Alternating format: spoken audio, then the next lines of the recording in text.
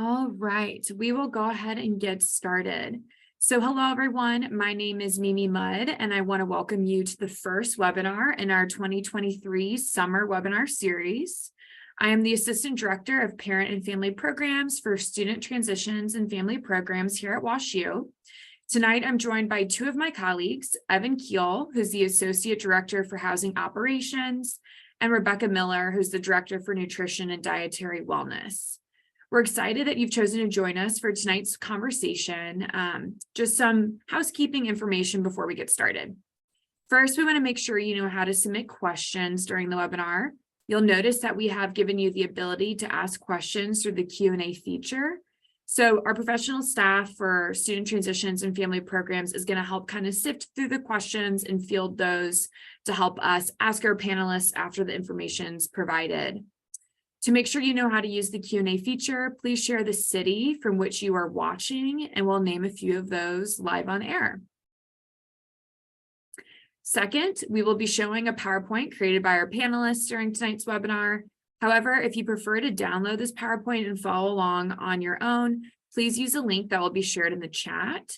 As a note, in the chat feature, we will be sharing other links and email addresses for the duration of this webinar. Third, this webinar is being recorded live. Next week, it's going to be uploaded to our families.woostel.edu website. In a moment, we'll hear from our panelists about housing and dining resources on campus. If something they say sparks a question, don't forget to send that question to us through that Q&A feature. After the presentation, we will be moving into that portion of the evening. Before passing things off to our panelists, I want to share some of the places from which you all are joining us tonight. We have families tuning in from Nashville, Tennessee, Cleveland, Ohio, and Buffalo, New York. Now, since I know you all are here to hear more about housing and dining, I'm going to turn it over to Evan first to talk more about residential life.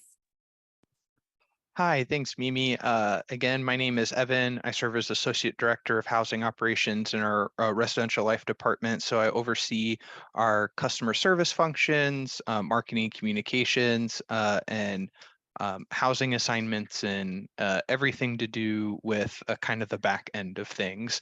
And so I would just want to talk to you all about the process for our housing assignment process for incoming students. And so the first thing you do is fill out the housing application. You likely have already seen communication about this.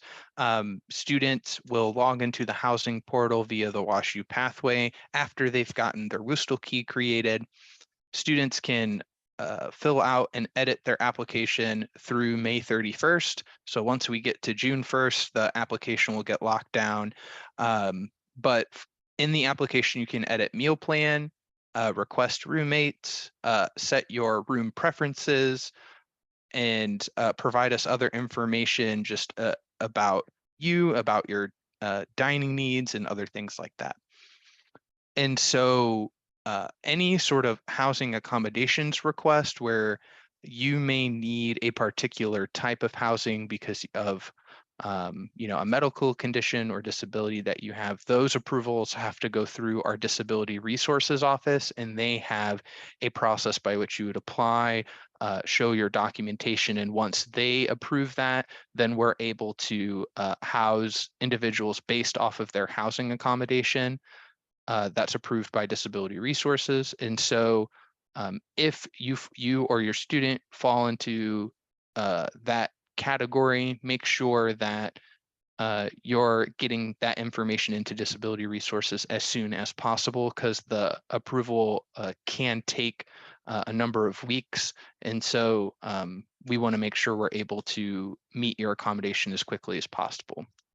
We also have a gender inclusive assignments process where you can opt into being a part of gender inclusive assignments, and information on how that works and what that looks like in the process for that is included inside of the housing application. Then once we get past that application period, your room assignments will be available to be viewed in the housing portal in early July. So usually it's the first week of July, just after the July 4th holiday. And then if for some reason you get that assignment and you're wanting to submit a room change request, those can be submitted, but we don't consider or do anything with those requests until after the first 2 weeks of classes, because we're always very full. We don't have any space to move individuals, and typically after the first couple of weeks of classes, we have a better idea of what's available. And so when you're actually in the application, you're asked to put in room preferences. For first-year students, incoming first-year students, there are 4 options. You can put in for a traditional preference, a traditional single, traditional double, modern single, and modern double. And so unlike maybe other institutions, you don't select a particular building, you select a room type, and then our office will place you into a specific building. So if you're looking on the virtual tours area, I wouldn't get too hung up on like trying to secure a particular building. We don't take requests for particular buildings unless there is a housing accommodation need through disability resources that we need to meet. About 20% of our first-year students will be in singles, and the vast majority of the singles that we have available, single rooms, are in our traditional style halls. The difference between there's not much difference between traditional and modern. The traditional buildings do not have elevators, the modern ones do. And then in the traditional halls, they have community style bathrooms, whereas our modern buildings are suite style bathrooms. So by suite style, I mean there are, 2 rooms adjoined by a bathroom. And so 4 people share one bathroom that is a private bathroom to them, whereas a traditional hall will have common bathrooms for the floor that are gendered bathrooms.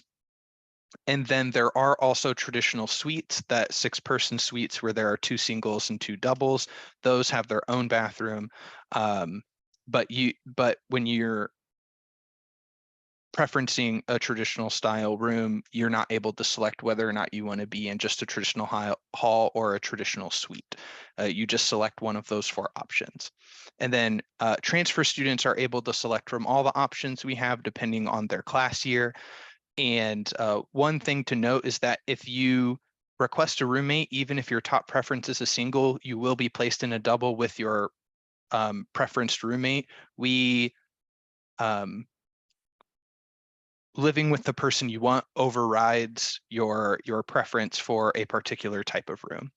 And so if you want to see the types of these 4 types of housing that are available, they're available on the Residential Life Virtual Tours page. And so you're able to check out what those look like. You'll see what I mean when they say there's not much difference. The big thing in those buildings, like I said, are elevator and bathroom style. And then in the application, you can request 1 roommate. You cannot request suite mates.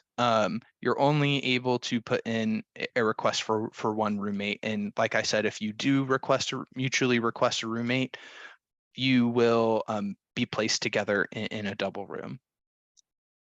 And so as part of the application, you create a group in the roommate request page, and then you would either invite the person you're wanting to join that group, or if they created the group, they would invite you to join that group. And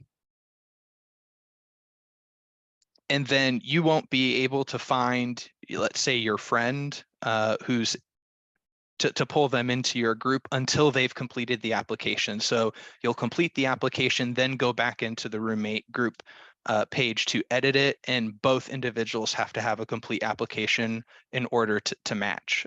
So that's something to be aware of as well if you're not seeing somebody. You can also find other roommates via the search for roommate feature. So there's like a roommate finder, and it uses profile questions to be able to see who may be a good match. At the same time, the vast majority of students at WashU do not select a roommate. And our office works to assign individuals based off of matching on lifestyle and profile questions that we have as part of the application. And the vast majority of students are assigned via that method as opposed to selecting roommates. So if your student doesn't have somebody that they know that's coming, or even if they do, but they're not sure if they want to room with that person, like most of our students go with someone that we assign, and it's not random. We work with those lifestyle questions and work on matching. So there is a real person behind the scenes working to match students together. It's not just a computer generated thing where it's truly random. We do a lot of work to try to make good roommate matches.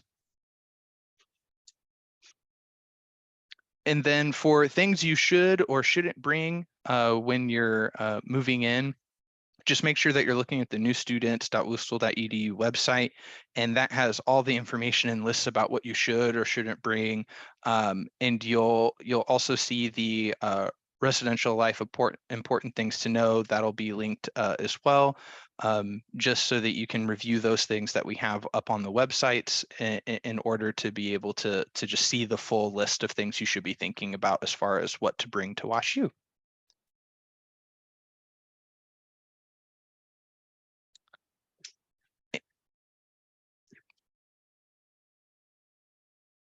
Great. Thank you, Evan, for sharing that information.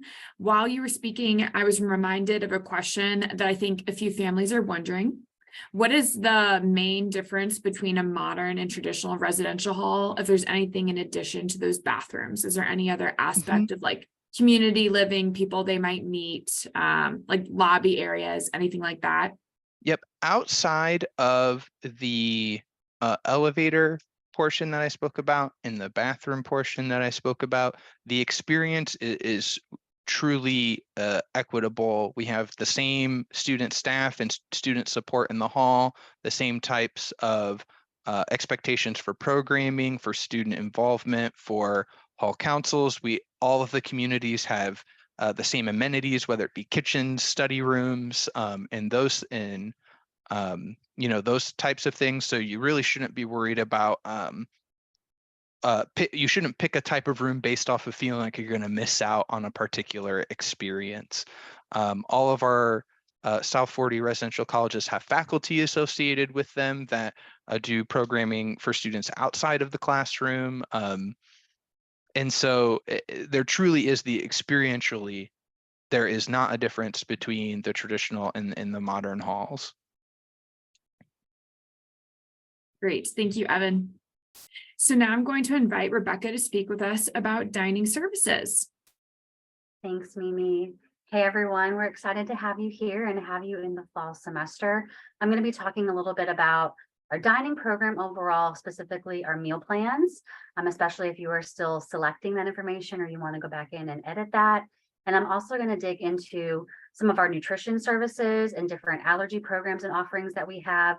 Again, so that you're aware now as you're selecting things, but also as you start to come in the fall and throughout the next year, how we can help to be a support and a resource for you when you're here. So our meal plans here at WashU are, they operate as an all declining balance. So essentially what that means is you get, when you select your meal plan, and I'll kind of go into some examples in a minute, you get a preloaded kind of credit card, if you will. It's essentially your meal plan. And when you go around to different dining locations, you pay for what you want, when you want it, and then that balance that you're charged comes off of that meal card. So that's why it's like a declining balance. It's like taking out directly from that account. We operate as all retail, so everything is a la carte. You can get sides, you can get entrees, you can get full meals, you can get snacks, beverages, coffees, sushi, all different types of things around campus, and really when you want it and how much you really want to use. So it's really up to you to use your meal plan and kind of budget it out through the day, through the week, and through the rest of the semester. With that, we like to consider that our meal plans are really flexible, so you're not having restrictions about what you can get and when and for how much. You can really kind of adapt your food and your snacks and beverages to really fit your needs and your schedule as you're going throughout this semester. The goal, though, is to use all of your meal points by the end of the semester. And all the plans are set up a little bit differently so that they're smaller amounts to a larger amount, depending on how much you want to use your meal plan and eat on campus. But I think it's an important thing to remember that the meal points are meant to be used, that you're not having this large chunk of unused points at the end of the year that is essentially wasted dollars. We want you to use all of that on campus and buy the right plan that's best for you because of that reason. So like I was mentioning, you can purchase different things from whole meals to snacks to sides to beverages, and then fun things like sushi or your favorite latte across campus. If and when you do run out, you can always load Bear Bucks, which is just another form of campus currency. It's pre-tax, so you're not paying the tax on it, and you can use it not only on campus at any of our locations, but it's also good across and around the St. Louis area at other restaurant partners that that are partners of ours, but you might want to go off campus and try some of their food or cuisine or shop at their grocery store. Here's a couple or a few of our different meal plans. These are probably the more popular ones for our incoming students. The minimum for our first year students is going to be a silver meal plan. And this is really to get you kind of a basis so that you're getting to know the community, getting to meet different friends and classmates around campus and really dine and use the program. If you decide to go, you want to eat more on campus, you want to have some of those snacks, you want to have some of those cafe beverages or some of the desserts and bakery items, or buy from our convenience store on campus, the gold plan, which is slightly higher than the silver, may be a better fit for you. If you're an athlete or you want to eat most of your meals and snacks throughout the week and maybe even into the weekend, depending on your usage, the platinum plan may even be better for you. That is our highest meal plan. And I work collaboratively with our health and wellness center and athletics, and I would recommend that athletes who need to eat regular meals and snacks every few hours throughout the day at least consider that platinum plan as their minimum one. This is a snapshot of our dining on our Danforth campus. So we have 3 larger, more kind of residential dining halls. We have the Bears Den, which is located on the South 40, where most of our first year students will reside. We have the Duck, which is in the center of campus. So historically speaking, a lot of our students tend to eat there during lunchtime, but we'd always encourage you to go around campus to try different things and experience different types of foods at different times of the day. And then the Village, which is up there at the top left corner of the little map, is typically more of where our upperclassmen will live, but anyone is welcome to eat there. There's no limits, like I was saying, on where you can eat across campus. And your meal points, no matter what plan you pick, allows you to eat at any of our dining locations. So those are our bigger 3 dining halls, if you will. Our 4th biggest one is Parkside. It's going to be over on that eastern side of campus near Tisch Park. It's a very popular one. It's newly opened in 2019. It's a really pretty clean, modern building. It has a really nice aesthetic to it as well. So it makes it fun to kind of eat there. And then we have different satellites, what we call them, or different cafes around campus. So we have our We Proudly Brew Starbucks program over in the engineering school at the top right corner. We have Stanley Sushi in La Pata, which is kind of in the middle, upper north end of the map. We have a dining operation in Law Cafe. Grounds for Change has a local partner called Coffee Stamp, which has amazing coffee and empanadas every day. That's pretty good. And we have Whispers, which is in the library. So we have lots of great options for students who want to study in between classes or even later in the afternoons and evenings. So that's kind of a snapshot of all the different kind of options we have. And I'll talk about adding meal points for when you run out. Like I mentioned, you can load Bear Bucks. It's the same value as a meal point. And you can use it both on campus and off campus. A few logistical questions that have come up before is your unused meal points from the fall semester will roll over into the spring semester, but they do not roll over from one year to the next. You would pick a new plan your second year and subsequent years. There are opportunities to change your meal plan though, and that usually occurs in the first couple weeks of the fall semester. So if you decide, I'm going to get the silver meal plan and just see how that works. And then the first couple weeks, you notice that you're buying a lot more food on campus than you expected to go off campus, or maybe prepare something on your own, you can always go up to the bronze plan or the platinum plan if you would like. There's another similar opportunity at the start of the spring semester where you can select your meal plan either up or down, depending on what you first selected as well. So there are a couple times to change your meal plan, just in case if you're wondering about that. And then using your meal plan. So like I said, you can use your meal points all over our campus. There's only really one exception, and that's going to be in Bauer Hall, where there's an actual Starbucks in the cafe, and that is currently not operated by our dining program. And so it's not something that we're able to take meal points right now.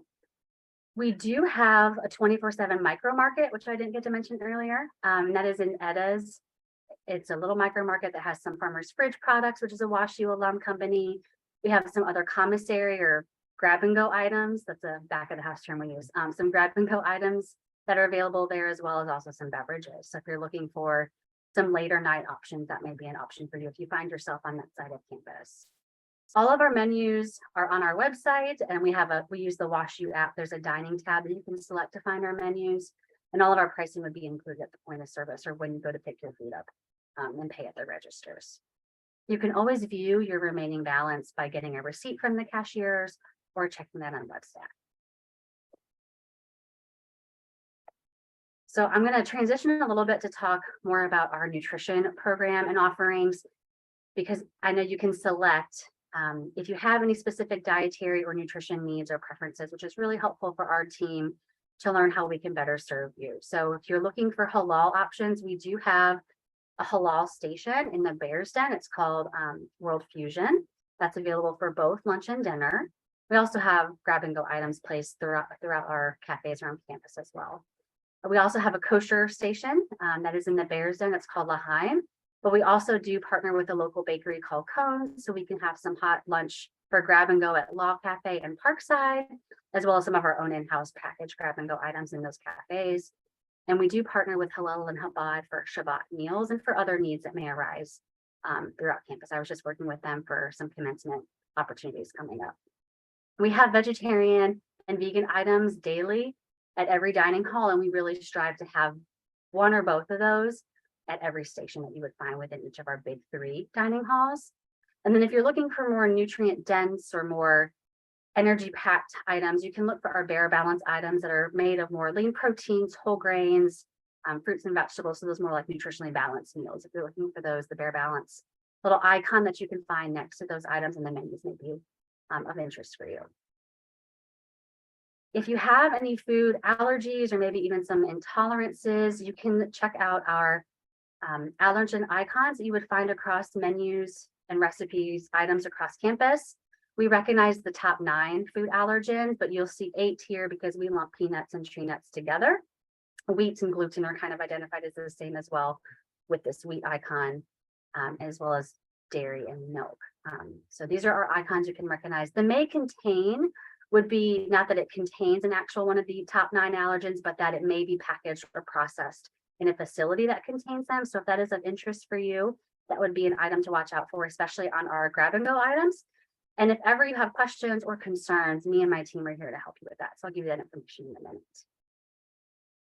I do want to dig a little bit deeper into our top 9 allergy friendly offerings. We have a station dedicated in the Bears Den, the Duck, and the Village, so those big 3 that I was referencing, called Simply Made.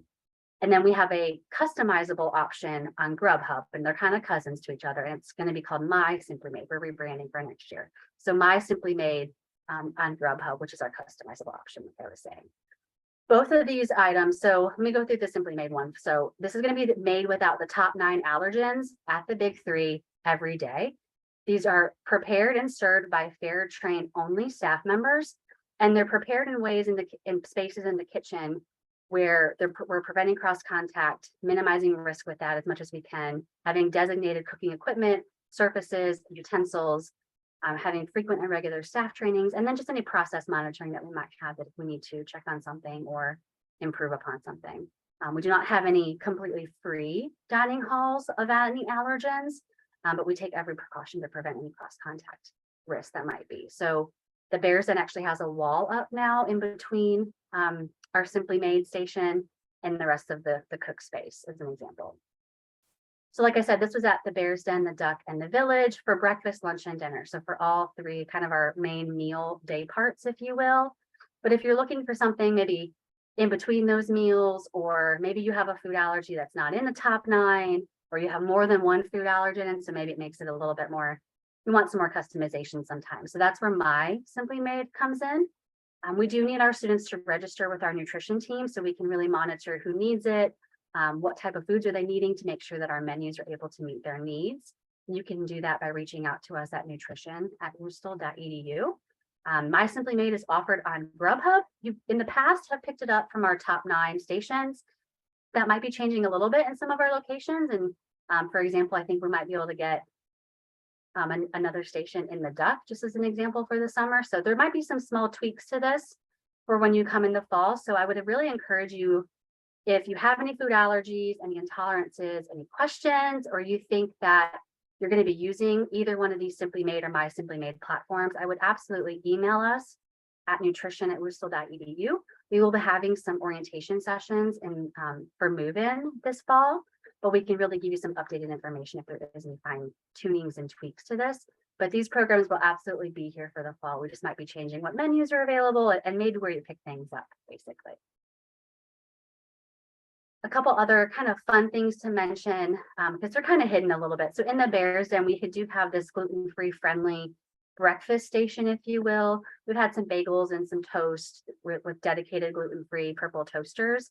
This is in the Bears Den near our Simply Made station, but it's kind of through a glass door and kind of tucked away. So it might be hard to find. So we will definitely help you with that, but that's just a little fun thing that you can get in our Bears Den. And then we do also have kind of an allergy-friendly salad bar in Pause and Go. This is self-serve, and so with that, we're not going to call that allergy-free because that's really not super great for students with allergies, but there's no gluten-containing ingredients on this salad bar. All of those ingredients are going to be in a separate carafe off to the side. You might be able to see this little glass kind of barrier, but that's where the gluten, the croutons basically are. So we really try to be as allergy conscious and inclusive as we can whenever we're opening up a new concept or a new station, so we can be as really mindful for as many students as we possibly can. So this is one example that we had opened up about a year ago in March. And when we did it, we wanted to make it made without gluten. So I kind of mentioned this to kind of reach out to our team if you need any individual guidance, you have any questions or concerns, and that I work and my team works with Habit, Health and Wellness and our athletic department. So if you have any one-on-one nutrition consultation needs, you are welcome to reach out to us, especially this summer, as you have any food allergy questions and what can you get or how can you navigate our dining program. We are here for you this summer. And then when you start in the school year and you're an athlete, or you maybe have some general health and wellness questions, or maybe some disordered eating concerns pop up, we are here for you as well. So those are just a couple snapshots of what type of consults we might do. But again, you're welcome to reach out to us and kind of inquire if that's a good fit for you to meet with someone on our team. There's myself as the head of the nutrition department, and then we do have 3 other dietitians. We just hired our 3rd. She'll be here in early June. And then we have 2 other team members, Peyton, who works a lot with our athletics, and Claire is a dietitian, but she also does a lot of different fun events around campus. So different build your own trail mix bar or yogurt bar across campus, or she helps to coordinate moonlight breakfast. So we have a really great team and a lot of great resources here to help you. So we're here to answer any questions now when you move in, but also all throughout the school year as well. Thank you, Rebecca. I had a follow-up question that popped up into my head while you were speaking. Do you have like a specific month or kind of like weeks, months in advance that you recommend students reach out to you if they have a significant dietary restriction to kind of connect one-on-one? I mean, really, the sooner the better. You could reach out now in May or June as kind of an initial call, and we could run through this content together. We are working on our menus this summer for the fall. And so even reaching out in July and August is great as well. And you might even get the most updated information then. But as long as we have you, we can send you an invitation for our welcome sessions and orientation sessions during fall welcome. As long as you can attend those, I think you can connect either way. So the sooner the better, but we can take you at the last minute too, if that's okay. Perfect. Thank you. So we're now going to move on to the question and answer portion of our evening. Just as a reminder to parents and family members, I'm seeing questions roll in via the Q&A feature, so that's great. But just a reminder, if you've not done that yet and you have a question in mind, please feel free to do so. So first question for tonight, we're going to kick it off with a housing question. So on the housing application, there is a section in which you can talk more about yourself. Are there specific types of information that you recommend the students include in that to get the best roommate match? Yeah, I think the most important thing, and this is the reason we have this, so students can individualize what they want to tell us, and tell potential roommate matches who may be searching for them. So I think it's important that a student be very honest about what they're looking for in a living situation. So our profile questions, only go so far. But and we have profile question, like lifestyle questions on like, when people typically want to go to sleep, how often people will be over or temperature in the room, like social activities, what they're hoping for in a roommate. Like some individuals want a roommate that, is going to be one of their best friends. Other people are like, I just kind of want to have somebody to live with and us get along for the most part. And so it really depends on what your student's looking for, but that section is an opportunity for them to be very honest about what it is they're hoping to find in a roommate. And I don't necessarily have something specific, but if there's like a deal breaker sort of thing for any student, that is what I would encourage. That's not covered in our like profile questions. That's what I would encourage them to put there, because that is going to help us particularly help them find a match or keep from matching them with somebody that they're really not going to live well with. If there's things that they really, really are hoping to have, or things they really, really, really do not want to have in a roommate. Thank you. We'll move to a dining question. So do food items cost the same if you use your meal plan points versus bare bucks? And are they listed in dollar amounts? They're listed in meal points, which is roughly equivalent to $1. And yes, there's no difference in price if you're using your meal points or your bare bucks. And then a follow-up question was, are there any items priced at a fraction of a point, or everything's kind of rounded up to a whole point? Everything's rounded up to a whole point. Great, thank you. So our next housing question, if you request a roommate, can you be placed in a double room in a 6-person suite, or only in 2 doubles connected by a bathroom? It's both. So that would be, if you preference traditional double, you would be placed in one of the 6-person suites, because that's where all the traditional doubles are. If you preference modern double, which is the most abundant room type that we have for first-year students, that is where we work to meet first preferences and any time we can. However, it's not always the case that we can meet everyone's first preference. So, if you do preference, a modern double, it is possible to get placed in a traditional double, or if you preference traditional double, it is possible to get placed in a modern double. It just, the preferences that students have for various room types changes year to year. So I couldn't give you a good, if you put modern double, how likely are you to definitely get a modern double? It's hard to say, but modern double is what we have the most of. And so if that's what you're worried about, I would say that's fine. Our traditional suites are pretty popular.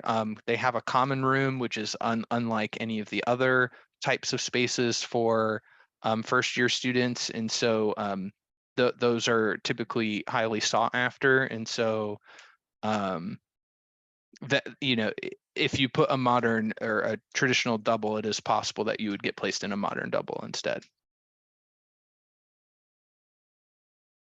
Thank you. Okay, we'll move to a dining question. With the move to Sodexo, what changes to campus dining are expected in the 2023-2024 academic year? This parent or family member gave the examples of like menu changes, swipes, etc. Sure. I'll take it in a few different parts if I can. So we don't have any current swipes to our meal plan. That's why everything is a declining balance. So there's not a swipe to enter and get a certain amount of food. You would walk in when you want and get what you want, and pay for what you decided to order, and pick up. The changes to Sodexo. So we have, I walked kind of through most of our dining operations on that map. Sodexo will be managing our bigger 3 dining halls, so the Bears and the Duck and the Village, and the satellites or the different little cafes that are kind of around the perimeter of campus are going to be more kind of managed in-house by our dining team. And we are partnering. We're currently in this phase to look at who those partners would be. We're modeling it after our success with Coffee Stamp, who is a local coffee roaster in St. Louis. This is his second location. His name is Patrick. It's actually it's brothers, but they have a small business, minority-run business in St. Louis, and we brought them on campus to run Coffee Stamp and Grounds for Change, which is in Hillman Hall. And we're trying to do something similar with all of our other operations. We're currently trying to determine who those partners are going to be, but we're looking for very similar partners to help them really grow and really reach out our roots into the St. Louis community. So that's one way, kind of logistically, how things are going to change is our dining program is not going to be completely run by one company. But menu wise, we probably will have some different menu items, right? That's why what exactly is going to be offered at our Simply Made station may change. Ideally for the better. That's why I'm here, is to make sure it's going to be elevated from where it has been. And we've done great things over the last few years, but we want to elevate it even more to meet our student needs. That's one of my nutrition goals, is to always continuously grow and improve and expand our program. But we will always have those staples that students love. So as a dietitian, I know students love cheeseburgers and half and half, or our chicken fingers and French fries. So those types of foods, if you're looking for those are still going to be here. So we're really going to hopefully have similar items. They might be slightly different. Those staples or those comfort foods will always be there. And if anything, we want our program to be even more elevated than it has been in the past. Hope that answers your question. Thank you, Rebecca. Okay, so a housing question specific to international students. Where can they live on campus? And I'll start there because the second one's kind of different. International students, if they're incoming first-year students, are treated the same as incoming domestic first-year students. If they're an incoming transfer or incoming exchange student, they would follow the same rules for those, which it depends on the class year. So sophomores and under are typically placed on the South 40 areas, and then juniors and up are typically placed in our north side or apartment areas. But our international students just follow the same housing. The housing types as our incoming domestic students would. And then the follow-up question asked by the same person, but I think it's applicable to students who are not international students as well, is there a charge for someone who gets approved for an early move-in accommodation? Yes, it is $60 per night. And we typically do not approve early move-in. It is there has to be a very there has to be some very extenuating circumstances. So for example, our first-year international student move-in is on Thursday. That'll be Thursday, August 17th. For international students that arrive before then, we are not open. And so typically the international student office and our office direct them to find hotels in the area if they arrive earlier, based off of when they can get flights from their home country, until we are able to be open, because we don't have the staff in place in order to accept extra early arrivals before that date. Thank you. Next question is for you, Rebecca. How far in advance do you have to pre-order for My Simply Made meals? That's a good question. So you would need to get registered on our list ahead of ordering. We work with our staff so that if you were unknown or didn't know about our program and you walked up and ordered, you should be able to get something anyways, and they'd instruct you to work with us to get on that process to see if you're a good fit. So they would always take someone at the last minute if needed. But ideally you're ordering in advance. If you know you're going to want to be on it, I would be reaching out now, and we can, depending on the situation or your allergy or intolerance, we probably could start you on that now. And then in terms of ordering, if that's maybe another question, we don't really pre-order on Grubhub. You can't like schedule it 2 hours in advance. So you would kind of time it out that roughly, depending on the position for the dining hall. And this may change slightly with Sodexo a little bit, just on like how long it takes to prepare the meal, but could be anywhere from like 15 to 30 minutes to wait for your order. And so that's something that we could help coach you on again and kind of educate on over the summer or in our orientation sessions. And it's something that you might kind of learn as you're navigating around different classes and with your schedule in the fall as well. Thank you. Okay, Evan, we have a few questions about what students can bring. And just a reminder, I think we put in the chat like kind of a packing list link. But Evan, can you tell us what extra furniture or equipment students can bring to supplement what's included in the room? They specifically asked about dresser or shelving units. Yeah, as long as you're not taking our furniture out of the room, you can really bring whatever you would like, as long as you're not, attaching something, to the wall, or, like that. But if you're bringing extra dresser, that's totally fine. If you're bringing, a lounge chair, that's totally fine. It's just whatever you bring in also has to, move out with you too. So I think that that's something, I think you should think about. And then, if you're thinking about, trying to fit as much as you can in the room, we do permit students to use their own like resources to like loft beds and things like that. However, we reserve the right to ask people to take lofts down if our facilities team deems them as being unsafe. And so it's best for you to reach out to our facilities coordinator in Res Life in order to ensure that any lofted furniture you intend, or any loft kits or anything like that you intend to use, are safe for all occupants in the room. But we do not provide any loft for like beds or anything like that, but all of the beds have an adjustable frame, so you can change the height yourself. And then kind of attach this question, we did have a parent or family member or student ask about the maximum refrigerator size they can have. And if it's a double room, can there be 2 refrigerators? Yeah, so typically students will have refrigerators that are somewhere between 3 and 5 cubic feet. You really shouldn't be coming with anything larger, anything that's like 7 or a standard size fridge, like a full fridge.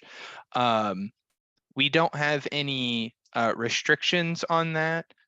So if both students wanted to bring their own fridge, that is fine.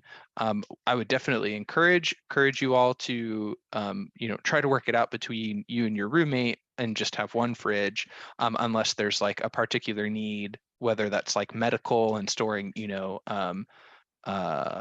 medicine, or if there's like a severe allergy and you don't want things to be cross-contaminated.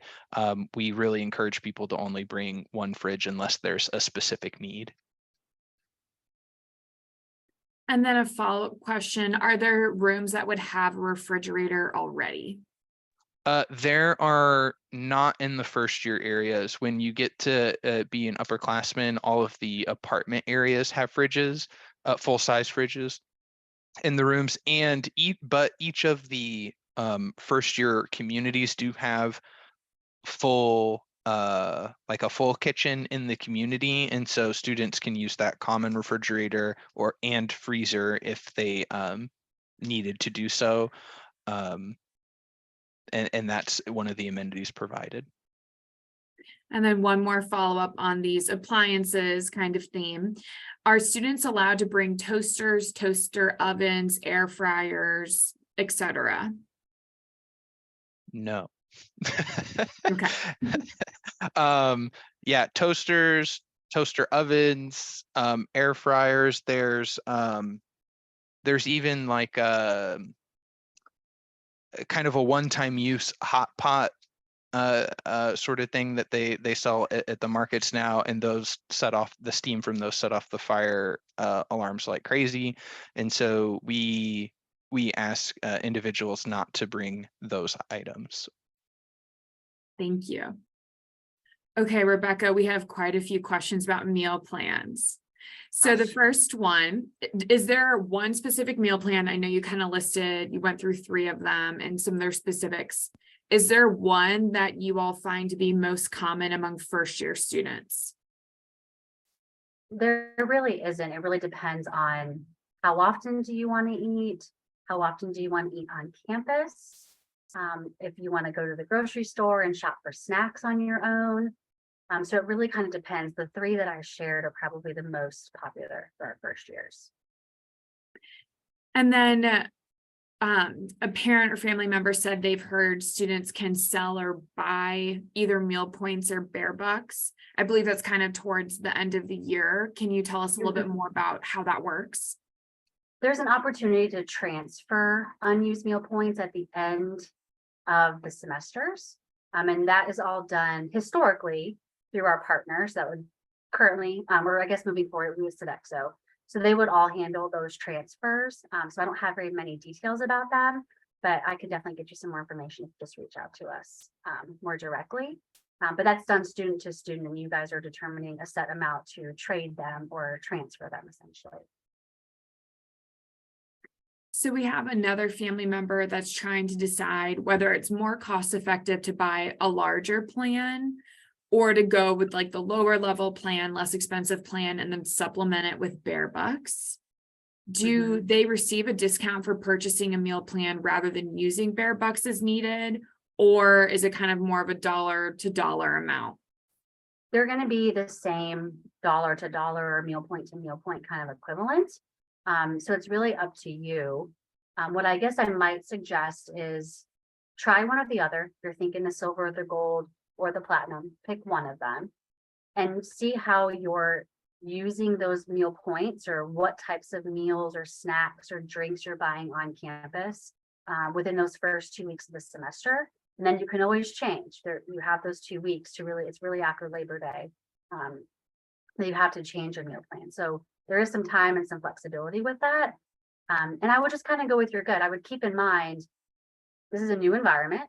This is a new kind of just change. You're leaving your parents' house. There's a lot of different food options around campus to try. You're going to be busy with school, maybe some other extracurriculars, maybe it's sports. And so think about how often are you going to want to cook or really even be able to, and then even getting to the grocery store as well. So I think factor those parts in as well, not just how much and what do you want to eat, but the logistics of preparing that food yourself.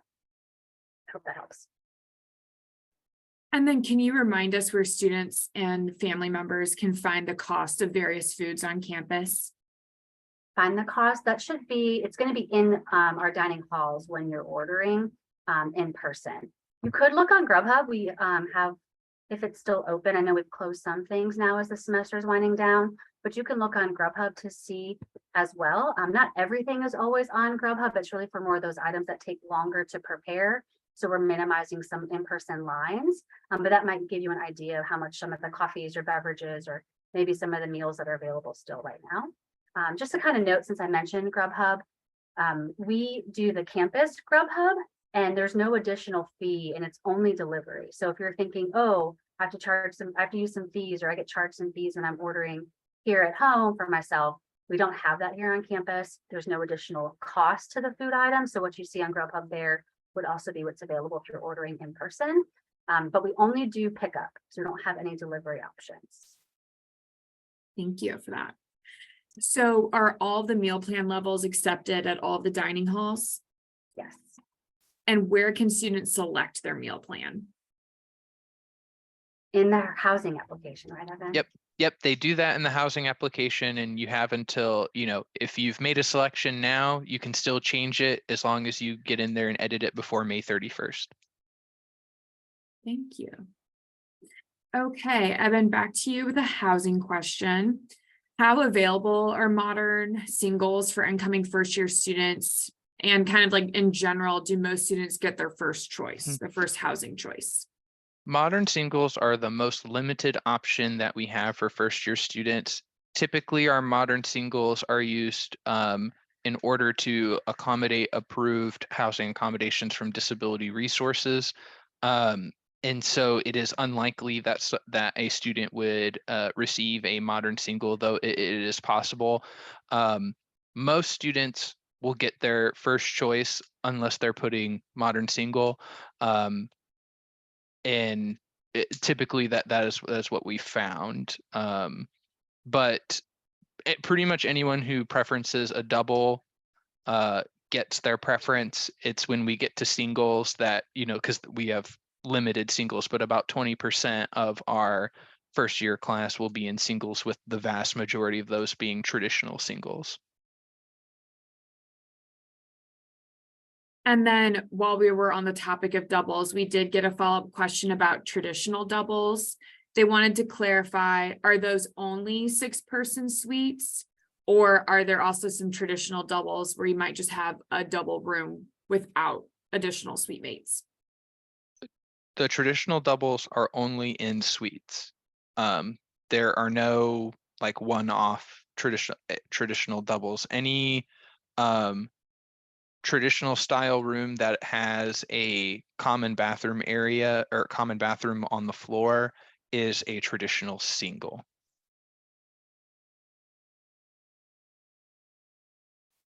Great, thank you. Okay, so we have a dining question for you, Rebecca. And this is kind of going back to those smaller venues, those satellites that you were talking about earlier. So will those smaller venues run by the nutrition department? Will those be run by the nutrition department or using STL partners? Are they going to have allergy-friendly options available? Yeah, so we're going to manage them as a dining team, but they're going to actually operate as like a little restaurant on campus. So we're just going to help to manage to make sure that they do have some similar to what we currently have, allergy or religious lifestyle preference options. So if they have vegan or vegetarian, kosher, halal, either items in their menus, or at least they're collaborating with our Sodexo team to get, or even a different local St. Louis partner to make sure they have this available, at least in grab and go form. So we're being very mindful of that when we pick these partners to make sure that they can have as inclusive menu as possible, but also keeping in mind not changing their platform so much. So we're trying to balance that a little bit, if that makes sense. But that is a big key. We can have a lot of push with our team to make sure they have some allergy inclusive offerings. Thank you. And then another housing question. So this is going back to people that might want to bring their own furniture.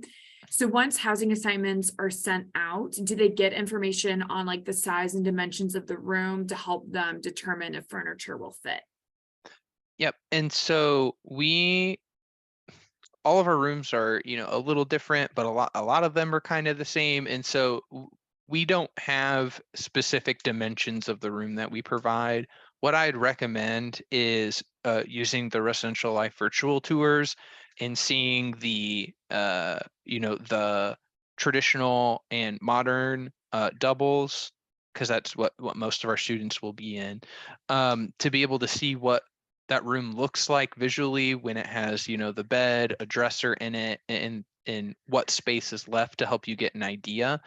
As far as the heights of the beds, like I said, those are adjustable. I do not know off the top of my head what the maximum height is, but if you email reslife@woostel.edu, we'll be able to respond and get that answer for you.